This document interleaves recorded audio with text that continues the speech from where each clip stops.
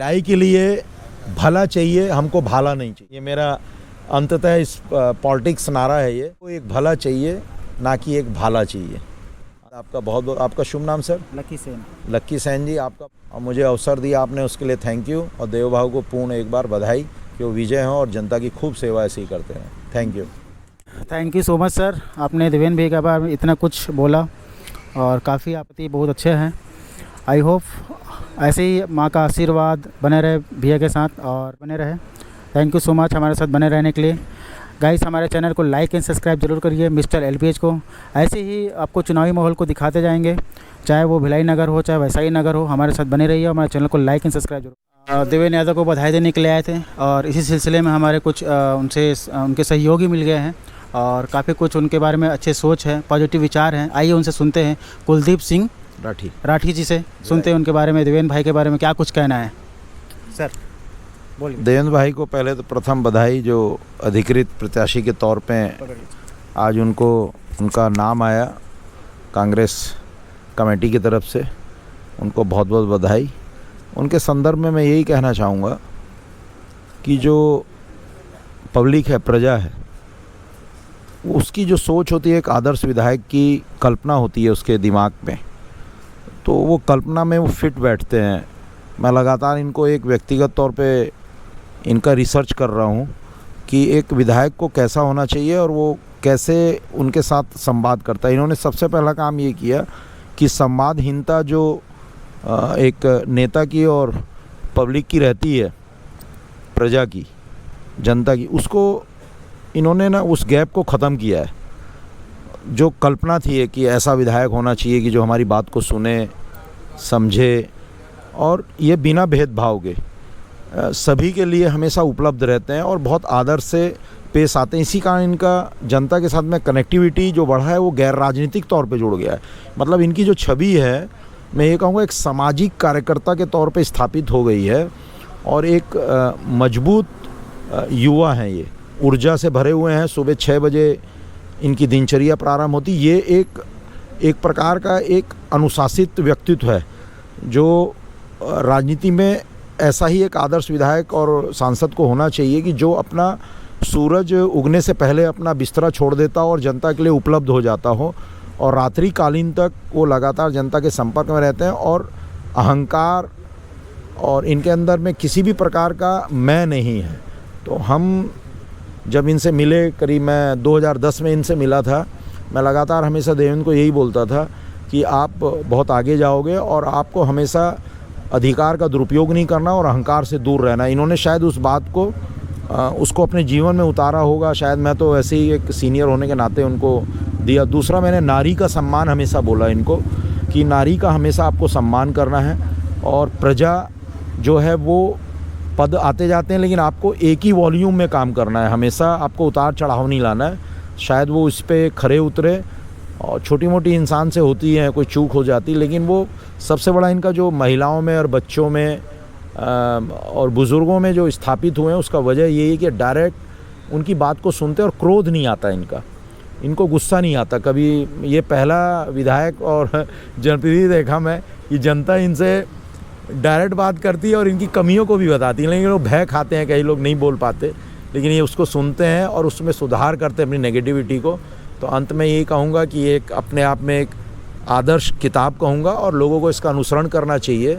और राजनीति में बहुत स्पेस है। कई लोग बोलते हैं राजनीति में स्पेस नहीं, लेकिन मैं ऐसा कहता हूँ अगर देवेंद्र की फ़िलॉसफी जो उनकी है काम करने की, उस पर अगर वो काम करें तो शायद अच्छे लोगों की ज़रूरत है। क्योंकि कई लोग ये कहते हैं कि राजनीति वो अच्छे लोगों की नहीं है, लेकिन देवेंद्र भाई ने अपनी मेहनत से, कर्मठता से और एक जो अनुशासन उनका जीवन में, उनका माँ का बहुत प्रभाव रहा है। मैं उनका बहुत क्लोज़ नहीं हूँ, बाल सखा भी नहीं हूँ, एक शहर का निवासी हूँ और परिवार को जानता हूँ, लेकिन मैं उनको लगातार ना रीड कर रहा हूँ और बहुत आता जाता भी नहीं हूँ, लेकिन मिलता हूँ हमेशा। मोहल्ले में बुलाते हैं तो तब आते हैं। तो मैं यही कहूँगा कि देवेंद्र भाई को बेस्ट ऑफ लक, उनको बहुत शुभकामनाएं। वो ऐसे ही जनता की सेवा करते रहें और कांग्रेस प्रत्याशी और बहुमत, प्रचंड बहुमत से मिले। मैं अपना व्यक्तिगत बता रहा हूँ कि हमारा पूरा परिवार, मेरे पिता, मेरी माँ, मेरे 2 बच्चे, हम एक सोशल वर्कर की तरह पूरा इनके साथ में लगे थे। सिर्फ इनका व्यक्तित्व ऐसे ना जाने बहुत लोग हैं जो इनको इनके व्यक्तित्व के कारण ना राजनीति में ना, कई लोग राजनीति में आना नहीं चाहते थे, लेकिन इनके वजह से इनको पॉलिटिकल इतना सपोर्ट करते हैं और इनको एक घर का मेंबर समझने लगे हैं। भिलाई इनके लिए अब एक शहर या विधानसभा नहीं रह गया, हर मोहल्ले में जाते हैं। और आज इनका पहला दिन था, तो हम हृदय से उनको शुभकामनाएं देते हैं कि वो प्रजा में ऐसी बने रहें। और मैं अंत में एक बात कहूँगा, कई लोग इस बात को नहीं मानते, ईश्वर हर आदमी को एक मौका देता है। लोग उसको ईश्वरवादी होते हैं, लेकिन मैं उसको गहराई से जो समझ पाया, तो देवेंद्र भाई को हमेशा ये बोलता हूँ कि ईश्वर ने आपको भेजा तो आप खूब सेवा करें। लोग आएंगे, लोग जाएंगे, तो आप खूब जनता की सेवा करें। और बहुत प्यारा इंसान है व्यक्तिगत तौर पे, और बाहरी प्रचंड बहुमत से विजय प्राप्त। कितने वोटों से जिताएंगे? मेरा व्यक्तिगत ये मानना है कि 1,70,000 वोट है लमसम रैंडम, और वोटिंग जो पड़ेगा वो 1,10,20 का पड़ेगा। तो इनकी जो विजय है, मैं पिछले बार में 1,500-2,000 का बोला था तो 2,700 आया था, और 55 कांग्रेस की बोला था तो वो 75 हुई।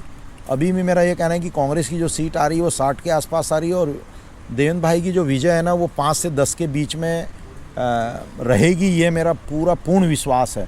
उसके बाद जो मिलेगा वो बोनस में मिलेगा इनको, इनके व्यवहार के कारण, और जो इनने काम किया है क्षेत्र में, बहुत सारे काम किए हैं, एक लंबी फहरिस्त है। और सबसे बड़ा इनका जो महत्वपूर्ण है वो व्यवहार है। पब्लिक में जो आप देखेंगे ना, इनकी जो व्यक्तित्व वो व्यवहार है। अंत में उनको बधाई देता हूँ। और यूट्यूबर्स, आपने मेरे को मौका दिया अपनी बात रखने का, मैं आपको थैंक्स कहना चाहता हूँ। अचानक आप मिले, रात के 12 से ऊपर हो रहे हैं। आज मेरा दिल में था कि आज देवेंद्र भाई को कैसे भी करके मैं ढूंढूंगा, क्योंकि आज का जो मज़ा है ना, जैसे दूल्हे राजा के लिए पहला दिन होता है ना बारात में शामिल होना, तो मेरे लिए आज उसी का एक हिस्सा था कि भाई आज सगाई है और बारात में हमको 3 दिसंबर को शामिल होना है। और चुनाव की आपके अंदर की फीलिंग आज निकल गई पूरा। हाँ, मैं खुश हूँ, रहेगा।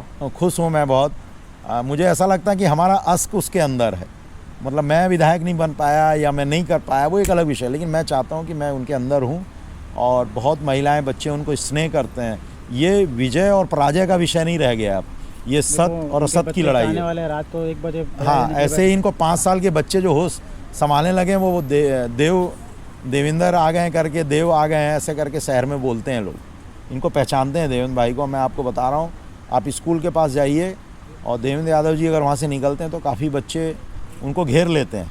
तो ये एक इनकी ना अच्छा, इनके अंदर एक बच्चा भी है। मतलब ये ऐसा व्यक्तित्व है, इनके माँ का बहुत बड़ा प्रभाव है इनके ऊपर में। माँ के सानिध्य में बहुत रहे, कम उम्र में इन्होंने अपने पिता को खोया, और ये अपनी माँ से बहुत ज़्यादा लगाव है इनको। माँ को एक अपना आदर्श मानते हैं, और जो बच्चा अपनी माँ को मानता है, माता पिता को मानता है, वो वाकई में आगे बढ़ता है। और मैं अंत में ये कहूँगा, विजय हों और लोगों के लिए खूब सेवा करें, छत्तीसगढ़ के लिए सेवा करें, खूब काम करें, और ईश्वर उनकी लंबी आयु करे और स्वस्थ रहें। एक अनुशासित जनप्रतिनिधि मिले हैं, और भिलाई के लिए एक भला चाहिए। मैं अंत में एक चीज़ कहूँगा, जो मेरा स्लोगन है कि भिलाई के लिए भला चाहिए, हमको भाला नहीं चाहिए। ये मेरा अंततः इस पॉलिटिक्स नारा है ये, कि भिलाई को एक भला चाहिए, ना कि एक भाला चाहिए। अंत में कहूँगा धन्यवाद आपका बहुत बहुत। आपका शुभ नाम सर? लक्की सेन जी, आपका बहुत नाम है, और मुझे अवसर दिया आपने, उसके लिए थैंक यू। और देवभाव को पूर्ण एक बार बधाई कि वो विजय हों और जनता की खूब सेवा ऐसे ही करते हैं। Thank you. इसको edit. Thank you so much sir, आपने देवेंद्र भाई के बारे में इतना कुछ बोला, और काफ़ी आपके भावनाएं उनके प्रति बहुत अच्छे हैं। आई होप ऐसे ही माँ का आशीर्वाद बने रहे भैया के साथ, और बार बार विजय बने रहे। थैंक यू सो मच हमारे साथ बने रहने के लिए। गाइस, हमारे चैनल को लाइक एंड सब्सक्राइब जरूर करिए, मिस्टर LPH को। ऐसे ही आपको चुनावी माहौल को दिखाते जाएंगे, चाहे वो भिलाई नगर हो, चाहे वैशाली नगर हो। हमारे साथ बने रहिए, हमारे चैनल को लाइक एंड सब्सक्राइब जरूर करिए। Thank you. विश्लेषण के तौर पे बोल सकते हैं आप मेरे नाम? इंटरव्यू के सिलसिले में हम लोग जैसे कि भिलाई नगर विधानसभा के बारे में बात किए, देवेंद्र भाई के बारे में, और 2 सब और भी सुन लेते हैं। वैशाली नगर विधानसभा में बीजेपी से कैंडिडेट रहे हैं रिकेश सेन जी, और कांग्रेस से कैंडिडेट है मुकेश चंद्राकर जी। क्या कुछ कहना है दोनों के बारे में, क्या कुछ सलाह है उनको सर? वैशाली नगर के संदर्भ में ये कहना है कि उसके 2.5 लाख वोटर्स हैं, और एक घनी आबादी बस्ती है वहाँ पे, श्रमिक बहुल क्षेत्र है 70% वहाँ पर। इसमें जो ज़्यादा मेहनत कर लेगा और व्यवहारिक तौर पे जनता के साथ संपर्क में आएगा, वो प्रत्याशी विजय होगा। और ये नो डाउट ये बहुत कांटे की टक्कर होगी, और इसमें जितना जनता से जो संपर्क में आकर के उनका दिल जीत लेगा, उन पे भरोसा कायम कर लेगा, वो प्रत्याशी अवश्य जीतेगा उसमें। इसी संदर्भ में मेरी जो अपनी एक राजनीतिक विश्लेषण वहाँ का है, वो यही कहना है कि वहाँ पर अंततः बात वहीं घूम के आती है, और राज्य सरकार के कामों को अगर कांग्रेस का कैंडिडेट अपनी बात को समझा पाया वहाँ पे, 15 साल बनिस्बत 5 साल की बातों को समझा पाया, तो शायद हो सकता है उनके लिए ये आसान हो सकता है, लेकिन उनको मेहनत करनी पड़ेगी।